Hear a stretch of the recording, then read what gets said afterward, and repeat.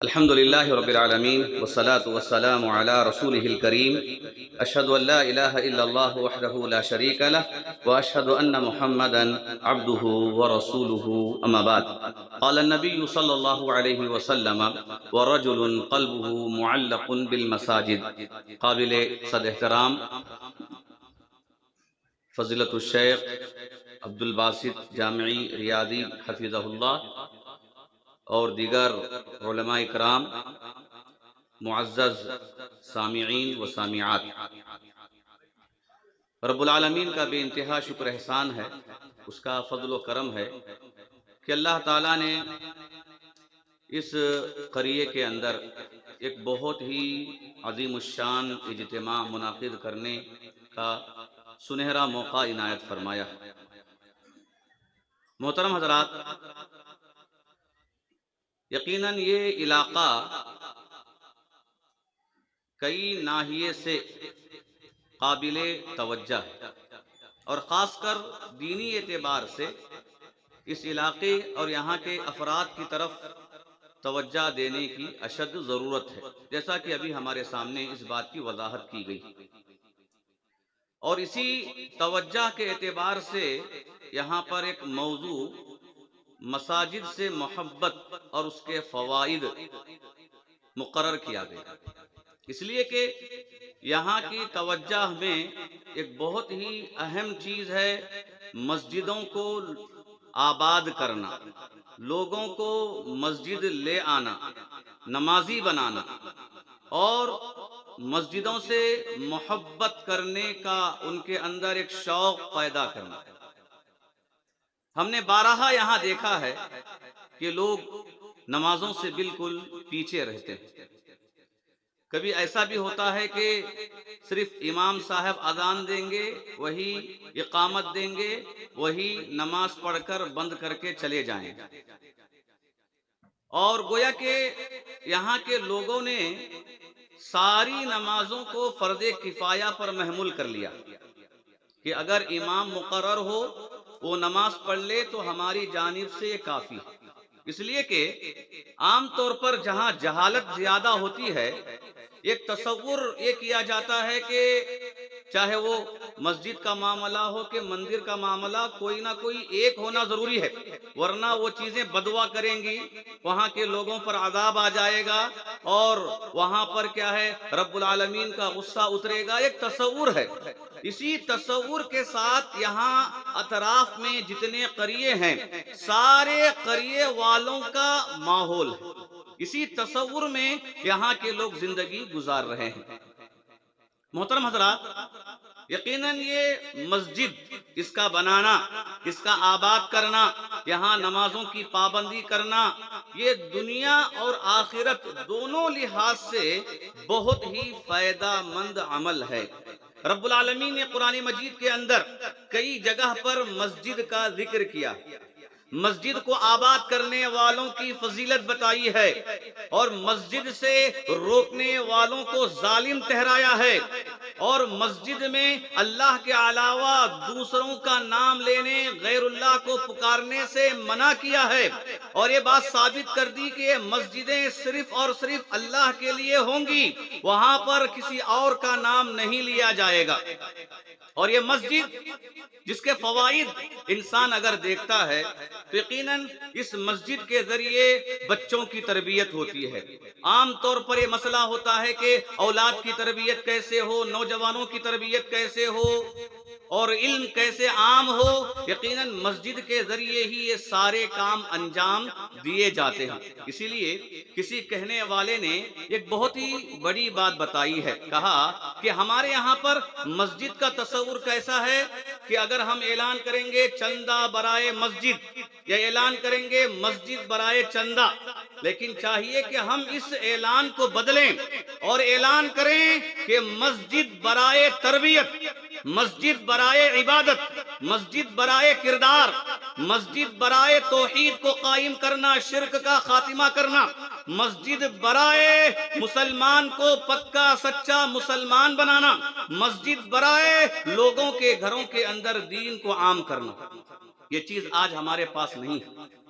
الحمدللہ کئی علاقے کے لوگ یہاں پر بیٹھے ہوئے ہیں، یقیناً یہ سب کے لیے نصیحت ہونی چاہیے، ہمارے لیے بھی اور سب کے لیے بھی، چاہے علماء ہو کے ذمہ دار یا ایک عوام الناس، سب کے لیے نصیحت ہونی چاہیے، اس لیے کہ آج مسجد کا معاملہ کہ عبادت، اطاعت، تربیت اور مسلم معاشرے کی بہبودی، بھلائی اس ناحیے سے ہونے کے بجائے یقیناً یہ مسجد کا معاملہ یا تو چندہ کھانے یا روپیہ پیسہ کمانے یا عہدہ و منصب حاصل کرنے یا اپنے آپ کو بڑا ثابت کرنے یا دوسرے ناحیے سے کسی کو نیچا کرنے کے نام پر یہ سب جگہ پر یہ چیزیں چل رہی ہیں، اور اختلاف کی نوبت اتنی بڑھ گئی کہ یقیناً ایک آدمی اگر مسجد کا ذمہ دار ہو جائے، ایسے ایسے کام کرے گا، ایسی ایسی باتیں کرے گا، ایک نمازی بھی مسجد سے متنفر ہو جائے، مسجد سے دور ہو جائے، یہ کہنے لگے کہ بہتر ہے کہ میں اپنے گھر میں نماز پڑھوں، مسجد کو نہ جاؤں۔ ایسے المیہ آج ہمارا بن گیا ہے ہر طرف۔ علامہ اقبال رحمہ اللہ نے کہا، رہ گئی رسم اذاں روح بلالی نہ رہی، فلسفہ رہ گیا تلقین غزالی نہ رہی، مسجدیں مرثیہ خواہ ہیں کہ نمازی نہ رہے، یعنی وہ صاحب اوصاف حجازی نہ رہے۔ علامہ اقبال رحمہ اللہ کا یہ شعر کیا بتاتا ہے؟ مسجدیں مرثیہ خواہ ہیں، مرثیہ کہتے ہیں ایسی نظم کو کسی کے مرنے کے بعد اس کے بارے میں بیان کیا جائے، گویا کہ نمازی سارے کے سارے مر گئے، مردہ ہیں، بظاہر یہ زندہ لاشوں کی طرح کھا پی رہے ہیں، زندگی گزار رہے ہیں، اور یہاں سے وہاں ان کا گزر بسر ہو رہا ہے، ورنہ مسجد نہ آنے کے اعتبار سے، نماز کی پابندی نہ کرنے کے اعتبار سے، مسجد سے محبت نہ کرنے کے اعتبار سے یہ مردہ ہیں اور مسجدیں مرثیہ خواہ ہیں۔ ایسے لوگوں کی مرثیہ کر رہی ہیں، کہہ رہی ہیں کہ آخر نمازی کہاں چلے گئے؟ محترم حضرات، یاد رکھیے، آدمی جب تک مسجد سے جڑا رہتا ہے، اس کا ایمان محفوظ رہتا ہے، اس کے اخلاق درست رہتے ہیں، اس کے گھر کے اندر دینداری رہتی ہے، زندگی میں سکون رہتا ہے، کمائی میں برکت رہتی ہے، اعلی اولاد میں برکت رہتی ہے، انسان اپنی دنیا اور آخرت کو مسجد کے ذریعے سنوار سکتا ہے۔ اسی لیے اللہ تعالیٰ نے دنیا میں سب سے پہلا گھر مسجد بنا کر بتا دیا، ان اول بیت وضع للناس للذی ببکۃ مبارکا وہدی للعالمین، کہ سب سے پہلا گھر زمین میں لوگوں کے لیے جو بنایا گیا ہے وہ کعبۃ اللہ ہے جو مکہ میں ہے، اور یہ کس لیے؟ لوگوں کی ہدایت کے لیے۔ یہی تو وجہ تھی کہ ابراہیم علیہ السلام مکہ سے جب گئے فلسطین کے علاقے میں، وہاں پر بھی مسجد بنائی، مسجد اقصی، جس کا ذکر رب العالمین نے کیا، سبحان الذی اسری بعبدہ لیلا من المسجد الحرام الی المسجد الاقصی الذی بارکنا حولہ، بابرکت ہے اس کی ذات جس نے اپنے ایک بندے کو ایک ہی رات میں مسجد حرام سے مسجد اقصی کا سفر کرا دیا۔ پہلی مسجد وہاں بنائی گئی لوگوں کی ہدایت کے لیے۔ یہی تو بات تھی کہ اللہ کے رسول صلی اللہ علیہ وسلم ہجرت کر کے آئے، مدینہ سے تقریباً 5 کلومیٹر دور قباء نامی علاقے میں پڑاؤ کیا، وہاں پر آپ نے مسجد بنائی، پھر مدینہ میں آئے تو پہلا کام آپ نے مسجد بنانے کا کیا۔ اتنا ہی نہیں بلکہ آپ نے صحابہ سے کہا کہ صحابہ تم جہاں بھی رہو مسجدوں کو آباد کرو، مسجدیں بناؤ۔ یہ دین کی حفاظت کا ذریعہ ہے، معاشرے کی اصلاح کا ذریعہ ہے، توحید کو عام کرنے کا ذریعہ ہے، اسی سے انسان دیندار رہتا ہے۔ احادیث کے اندر قریے کے تعلق سے کچھ سخت کلمے آئے ہیں احادیث کے اندر۔ جو قریے میں رہتا ہے، کہا من سکن البادیۃ جفا، اللہ کے رسول کی حدیث ہے، امام البانی رحمہ اللہ نے اسے صحیح قرار دیا۔ کیا کہا؟ جو قریے میں رہتا ہے اس کے اندر جہالت اور دل کی سختی زیادہ ہوتی ہے، جہالت بھی ہوتی ہے، دل کی سختی زیادہ ہوتی ہے، اور علماء کہتے ہیں یہی وجہ تھی کہ اللہ تعالیٰ نے نبیوں کو قریوں میں نبی بنا کر نہیں بھیجا۔ جتنے بھی انبیاء آئے ہیں وہ شہروں میں نبی بنائے گئے ہیں، وہ شہروں میں آئے ہیں، قریوں میں کوئی نبی نہیں آیا۔ یہ مفسرین کہتے ہیں، علماء کہتے ہیں کہ قریوں کے اندر انبیاء نہیں آئے، جتنے بھی انبیاء آئے ہیں یہ سب کے سب شہروں میں آئے۔ کیوں؟ یہ قریوں کے اندر ایک ماحول رہتا ہے، جہالت کا ماحول رہتا ہے، سخت دلی کا ماحول رہتا ہے، اور رب العالمین نے بھی قرآن مجید کے اندر یہی بات بتائی کہ جو دیہاتی لوگ ہیں، الاعراب اشد کفرا ونفاقا، کہ دیہاتی لوگوں کے اندر کفر کی سختی ہوتی ہے، نفاق کی سختی ہوتی ہے۔ خود رب العالمین نے بات بتائی۔ آخر یہ کیوں ہوتی ہے؟ اس لیے کہ قریے والے دین کے اعتبار سے بہت ہی کمزور ہوتے ہیں، مسجدوں سے دور ہوتے ہیں، علم حاصل کرنے کی طرف توجہ نہیں دیتے، اور ان کی زندگی صرف محنت کرنے، کھانے پینے اور اپنے گھر بار کو سنوارنے میں نکل جاتی ہے۔ صبح ہوئے کہ کھیتی باڑی میں نکل گئے، شام آئیں گے تھکے ماندہ، کچھ کھائیں گے سو جائیں گے، پھر صبح کا انتظار ہوا پھر نکل جائیں گے۔ یہی طرح کھانے پینے میں، سونے جاگنے میں ان کی زندگی گزر جائے گی۔ نہ علم حاصل کرنے کی طرف توجہ ہوگی، نہ دین میں مضبوطی کی توجہ ہوگی، نہ ایمانیات کا کوئی باب انہیں معلوم ہوگا، کوئی چیز ان کے پاس نہیں رہے گی۔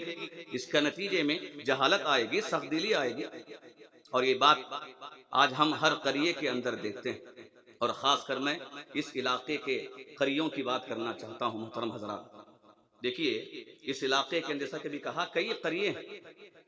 افسوس کی بات، معاف کرنا یہ سچ ہے، افسوس کی بات ہے، اس میں چل کرے کے ذمہ دار بھی شامل ہیں، رہ درگ کے ذمہ دار بھی شامل ہیں، اور ضلع کے اعتبار سے چترا درگ کے ذمہ دار بھی شامل ہیں، ملکال مور کے ذمہ دار بھی شامل ہیں۔ اس قریوں کے اطراف میں جتنے بھی لوگ ہیں سب کے سب اس کے ذمہ دار ہیں۔ کیا ہے قرابی؟ آپ کو معلوم ہے کہ ابھی جیسا کہ کہا کہ مدرسے کے طلباء یہاں پر خطبہ دینے آتے ہیں۔ آپ کو معلوم ہے کہ لاک ڈاؤن سے پہلے یہاں کی تقریباً 6 مسجدوں میں خطبہ دینے کے لیے آتے تھے، جبکہ اور مسجدیں بھی ہیں، لیکن لاک ڈاؤن کھلنے کے بعد بھی صرف کسی ایک مسجد میں خطبہ دینے کے لیے آتے ہیں۔ کئی مرتبہ بولا گیا، کئی مرتبہ اس کا مطالبہ کیا گیا، لوگ کہتے ہیں کہ مسجد کو آتے ہی نہیں، لوگ کہاں سے خطبہ دینے کے لیے کوئی آئے گا؟ فکر ہی نہیں کس بات، بلکہ شیخ قمر الاسلام سے بات کیجئے، میں نے سخت کلمے بھی استعمال کیے، سخت کلمے اس مسئلے میں استعمال کیے، اور انس صاحب سے بھی میں نے سخت کلمے اس مسئلے میں استعمال کیا ہوں۔ کل قیامت کے دن آپ جواب دہ ہوں گے، آپ ذمہ دار ہیں، آپ جواب دہ ہوں گے کہ اگر وہ لوگ اگر اپنے لیے مطالبہ نہیں کر رہے ہیں ایک امام کے لیے یا خطیب کے لیے، اپنی تربیت کے لیے، لیکن ہماری ذمہ داری بنتی ہے کہ ہم اس کا انتظام کریں۔ مسئلہ آتا ہے پیسوں کا، مسئلہ آتا ہے مال کا، کہ کون جمع کر کے دے، کون چندہ کرے۔ افسوس کی بات ہے کہ ہم بڑے بڑے جلسوں میں لاکھوں روپے خرچ کر لیتے ہیں، لیکن قریوں کی ذری بھی فکر نہیں کرتے۔ افسوس کی بات، ایسا نہیں ہونا چاہیے کبھی بھی، یہ ذمہ داری ہے ہماری۔ ایک بیٹا اگر غلطی کرنے لگے، انسان سمجھاتا ہے، مارتا ہے، ڈانٹتا ہے، تو کیا اسے گھر سے باہر نکال دے گا؟ کیا یہ کہے گا کہ وہ میرا بیٹا نہیں ہے؟ نہیں کہہ سکتا ہو، اگرچہ کہ اس کی غلطیاں تسلیم ہیں، اس کے گناہ تسلیم ہیں، اس کی تربیت کی فکر، اس کی اصلاح کی فکر کرتا ہی رہے گا، لیکن اس کا بیٹا ہونے سے کبھی انکار نہیں کر سکتا۔ یہی معاملہ یہ جماعت اور جمعیت کے ذمہ داروں کا بھی ہے، یہ باپ کے مانند ہیں عوام الناس کے لیے۔ ذمہ دار اسی لیے بنایا جاتا ہے کہ وہ عوام کی فکر کرے، ایسا نہ ہو وہ ہماری بات نہیں سنتے، ہم نے سمجھا لیا، بول لیا، ہم کئی مرتبہ گئے، توجہ نہیں دیتے، وہ ہماری عزت نہیں کرتے۔ اگر ایسی عزت کرنے کی بات ہوتی تو انبیاء پتھر کھا کر، انبیاء لوگوں کی گالی سن کر، انبیاء لوگوں کے طعنے سن کر اسلام کو نہیں پھیلاتے۔ اگر انبیاء عزت کی بات کا خیال کرتے، اگر یہی عزت کی بات ہوتی تو اللہ رب العالمین خود اللہ کے رسول صلی اللہ علیہ وسلم کی عزت کا خیال کرنے والا، آپ کے شان و مقام کا خیال کرنے والا آپ سے یہ نہیں کہتا فاصبر کما صبر اولو العزم من الرسل، اے نبی آپ کی بھی وہی ذمہ داری ہے جو آپ سے پہلے کے نبیوں کی تھی، انہوں نے صبر کیا، آپ بھی صبر کیجیے۔ ذمہ دار بننے کا مطلب یہ نہیں ہوتا کہ میرا ہر جگہ نام ہو، مجھے کرسی ملے اسٹیج پر، ہرگز نہیں، میرا اشتہار میں نام آئے، ہرگز نہیں۔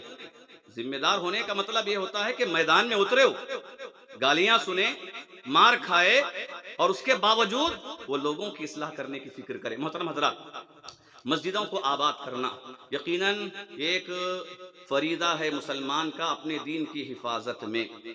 اللہ کے رسول صلی اللہ علیہ وسلم نے جو مسجدوں کو آباد کرنے والے لوگ ہیں ان کی فضیلت میں کہا کل قیامت کے دن 7 لوگ بڑے خوش نصیب ہوں گے، سائے میں انہیں جگہ ملے گی، ان میں سے ایک آدمی وہ ہوگا وَرَجُلٌ قَلْبُهُ مُعَلَّقٌ بالمساجد، جو جس کا دل مسجد سے لگا رہے، اللہ تعالیٰ اسے بھی کل قیامت کے دن سائے میں جگہ عطا کرے گا۔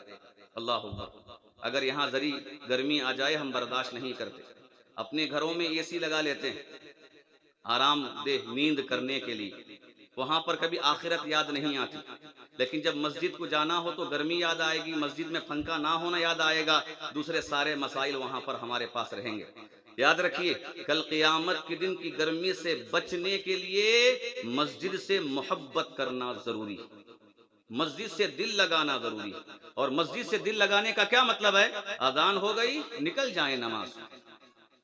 اللہ کے رسول صلی اللہ علیہ وسلم سے اگر ہماری محبت ہے، آپ کو ہم دل و جان سے پیار کرتے ہیں، تو یاد رکھیے اللہ کے نبی کی سنت یہی ہے، جیسے ہی اذان ہوتی آپ گھر سے ایسے نکل جاتے گویا کہ آپ اپنے ہی گھر میں اجنبی ہیں، ایک مہمان ہیں، اجنبی ہیں، کام کر رہے ہیں، اذان ہو گئی کام چھوڑ دیں گے نکل جائیں گے۔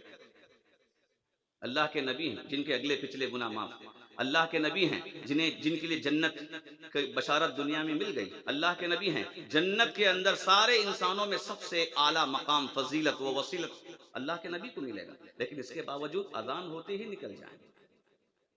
ایک مومن کی یہ ذمہ داری ہے، رسول سے محبت اگر ہے اس سنت کو اپنائیں۔ محترم حضرات، نمازوں میں ہماری اتنی سستی اور کاہلی ہوتی ہے، نمازوں کے متعلق جو خطاب ہمارے درمیان ہوا یقیناً بڑا ہی پرمغز اور جامع تھا، اس کی ایک ایک بات ہمارے لیے قابل نصیحت تھی، لیکن یاد رکھیے اس میں سے ایک بات یہ بھی ہے، نماز کے معاملے میں اگر ہم صحیح معنوں میں اللہ کے رسول صلی اللہ علیہ وسلم سے محبت کرنے والے ہیں تو یاد رکھیے اللہ کے نبی نے کبھی نماز کو نہیں چھوڑا، نماز فرض ہونے سے پہلے بھی آپ نماز پڑھتے تھے اور نماز فرض ہونے کے بعد بھی آپ نماز پڑھتے تھے۔ نماز فرض ہونے سے پہلے جبکہ لوگ اسلام اور مسلمانوں کے خلاف سخت دشمن ہو گئے ہیں، مار رہے ہیں، پیٹ رہے ہیں، جان لے رہے ہیں، بلال رضی اللہ تعالیٰ عنہ کا واقعہ، خباب بن الارض رضی اللہ تعالیٰ عنہ کا واقعہ، آل یاسیر کے واقعات، کتنے واقعات ہم سنتے ہیں کہ مکی دور کے ابتدائی ایام میں اسلام لانے کی وجہ سے صحابہ کو مارا جا رہا ہے، گالیاں دی جا رہی ہیں اور کاموں سے نکالا جا رہا ہے۔ ایسے وقت میں بھی اللہ کے رسول صلی اللہ علیہ وسلم صحابہ کو نماز پڑھانے کے لیے، ابھی جو صفا مروہ ہے وہ ایک گھاٹی کا پہاڑ، پہلے پہاڑ تھا مل کر، وہ پہاڑ پر لے کر جاتے تھے، ارقم ابن ارقم کے گھر میں، وہاں پر نماز صحابہ پڑھتے تھے، اللہ کے نبی ان کی تربیت کرتے تھے اور وہاں صحابہ نماز پڑھتے تھے۔ اللہ اکبر۔ اس زمانے میں نماز کی فرضیت سے پہلے ابراہیم علیہ السلام کے دین میں جو نماز کا طریقہ تھا 2 رکعت نماز پڑھنا، تو باقاعدہ اس وقت بھی پڑھتے تھے، جیسے ہی نماز فرض ہوئی آخری دم تک، آخری سانس تک اللہ کے رسول صلی اللہ علیہ وسلم نے کبھی نماز نہیں چھوڑا، کبھی نہیں چھوڑا۔ آخری ایام کی تاریخ جو آتی ہے، اتنے کمزور ہو گئے، آپ کے سر میں اتنا سخت درد تھا اور جسم میں سخت بخار تھا، اس کے باوجود آپ 2 صحابہ کا سہارا لے کر مسجد گئے نماز پڑھنے میں۔ آخری جو نصیحت آپ نے کی یہی کی الصلاۃ وما ملکت ایمانکم، کہ تم نماز کی پابندی کرو، نماز کی پابندی کرو۔ یاد ہے کہ وہ 12 ربیع الاول کا دن، پیر کا دن، چاشت کا وقت تھا، صبح کی نماز کے لیے آپ بیدار ہوئے، پردہ ہٹایا، دیکھا کہ ابو بکر امامت کر رہے ہیں، صحابہ آپ کے پیچھے پڑھ رہے ہیں، دیکھ کر مسکرایا۔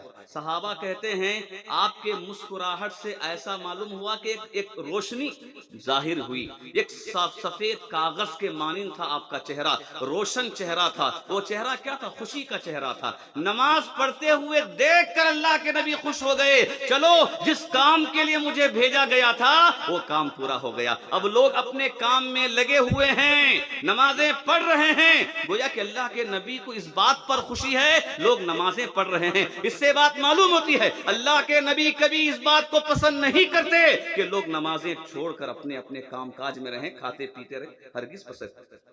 یہی تو بات تھی. آپ نے کہا تھا کبھی میرے دل میں خیال آتا ہے جو مسجد کو آئے بغیر اپنے گھر میں نمازیں پڑھتے ہیں، جماعت کو چھوڑ کر اپنے گھر میں نمازیں پڑھتے ہیں، میں جاؤں اور ان کے گھر کو آگ لگا کر جلا دوں. اس سے بڑے سخت کلمات اور کیا ہو سکتے ہیں ایک عقل مند کے لیے، ایک آخرت کا تصور رکھنے والے انسان کے لیے کیا ہو سکتے ہیں؟ اللہ کے نبی نے کہا مسلمانوں سے متعلق، جبکہ اللہ کے رسول صلی اللہ علیہ وسلم کا ایک معمول ہے، معلوم ہے آپ کو کہ منافقین نے کتنا آپ کو ستایا، کبھی آپ نے کسی منافق کو سزا نہیں دی. اور محدثین کہتے ہیں سزا نہ دینے کی دو وجوہات ہیں. پہلی وجہ یہ ہے کہ کہیں دوسرے اسلام میں آنے والے لوگ یہ نہ سمجھیں یہ کیسا نبی ہے جو اپنے ہی ماننے والوں کو سزا دیتا ہے، غلط فہمی نہ ہو جائے، ایک سبب ہے. اور دوسرا سبب یہ ہے اللہ کے نبی نے دنیا میں سزا نہیں دی تاکہ آخرت کی سزا کم نہ ہو، آخرت میں پوری سزا انہیں مل جائے. لیکن یہاں پر پہلی بات تو شامل ہے کہ آپ صلی اللہ علیہ وسلم ڈرتے تھے کہ کہیں لوگ نئے مسلمان یا اسلام کی رغبت رکھنے والے لوگ یہ تصور نہ کریں کہ اگر ہم جائیں گے تو پھر ہمیں بھی سزا ملے گی کسی ایک چھوٹی سی غلطی پر. آپ محتاط ہوتے تھے، لیکن اس کے باوجود اتنا سخت کلمہ آپ نے بے نمازیوں یا نماز کو مسجد میں پڑھنے چھوڑ کر اپنے گھر میں پڑھنے والوں کے لیے کہا کہ ان کے گھروں کو میں جلا دوں. اس سے بڑا سخت کلمہ کیا ہو سکتا ہے؟ آپ کو معلوم ہے اللہ کے نبی نے کبھی بدعا نہیں کی اپنے ذات کے مسئلے میں. کسی نے آپ پر تھوکا، بدعا نہیں کی. کسی نے آپ کو مارا، بدعا نہیں کی. کسی نے آپ پر جادو کیا، بدعا نہیں کی. کتنے ایسے معاملات ہیں جو آپ کی ذات سے متعلق ہے لیکن آپ نے کسی کے حق میں کوئی بدعا نہیں کی. لیکن جب لوگوں نے آپ کو جنگ میں مشغول کر دیا، جنگ میں، یاد رکھیے جنگ میں، اور جنگ کا معاملہ اتنا خطرناک ہوتا ہے کب جان چلی جائے گی کسی کو نہیں معلوم ہوتا، کب ہاتھ پیر کٹ جائیں کسی کو نہیں معلوم ہوتا، انسان کی زندگی کیسی ہو جائے کسی کو نہیں معلوم ہوتا. ایسے وقت میں تو ہمارے جیسے کمزور ایمان والے کہیں گے اگر ایسا ماحول رہے تو سال بھر بھی نماز معاف ہے، ایسا ہم سوچیں گے. لیکن اللہ کے نبی کو جنگ میں مشغول کرنے کی وجہ سے عصر کی نماز چھوٹ گئی، عصر کی نماز چھوٹ گئی. گویا کہ بعض روایتوں میں خندق کے موقع پر آتا ہے کہ ظہر اور عصر کی نمازیں چھوٹ گئی، مغرب کا وقت قریب آ رہا تھا. آپ نے کہا اللہ تعالیٰ ان کی قبروں کو آگ سے بھر دے جنہوں نے ہمیں وقت میں نماز پڑھنے سے روک دیا. وقت میں مکمل نماز سے نہیں روکا، وقت پر ظہر کے وقت میں پڑھنا تھا، عصر کی نماز عصر کے وقت میں پڑھنا تھا، بس اس وقت میں پڑھنے سے روک دیا. اللہ تعالیٰ ان کے قبروں کو آگ سے بھر دے. اللہ اکبر. اگر آج کے زمانے میں اللہ کے رسول ہوتے تو پتہ نہیں کیا معاملات، کون سے کلمات ایسے ہم جیسے لوگوں کے لیے استعمال کرتے. محترم حضرات، چاہیے کہ ہم نصیحت حاصل کریں، عبرت حاصل کریں، عبرت حاصل کریں. ہم مسجدوں سے محبت کریں، مسجدوں کو ہم دل و جان سے محبت کریں، مسجدوں کو آباد کرنے کی کوشش کریں. اور مسجدوں کو آباد کرنے کا مطلب یہ نہیں کہ اس کی پاکی صفائی کا خیال رکھا جائے، یہ مطلب نہیں. نمازوں سے آباد کریں، نمازیوں سے آباد کریں. ایک مسلمان کی ذمہ داری بنتی ہے کہ وہ نمازی ہے تو دوسرے کو نمازی بنائے، آتے آتے ساتھ میں دوسروں کو لے کر آئے، یہ ایسا ماحول بنائے کہ یہاں کے سارے لوگ نمازی ہو جائیں، دیندار ہو جائیں. ایک اچھا موقع ملے گا کہ عام طور پر قریے میں سارے کے سارے لوگ آپس میں دوست رہتے ہیں، رشتہ دار رہتے ہیں، ہر معاملے میں جڑتے ہیں، خوشی میں جڑتے ہیں، غمی میں جڑتے ہیں. کوئی چھوٹا سا مسئلہ بھی آ گیا سب لوگ آپس میں جڑ جاتے ہیں. اگر کیوں نہ ہم دین کے معاملے میں آپس میں جڑ جائیں، آخرت کے معاملے میں آپس میں جڑ جائیں، اپنے ایمان کی حفاظت کے لیے آپس میں جڑ جائیں. یاد رکھیے ایک بات بتا کر میں اپنی بات کو ختم کرتا ہوں یہاں پر کہ حدیث کے اندر ایک جملہ استعمال کیا گیا ہے، کہا لو ترکتم سنت نبیکم لضللتم.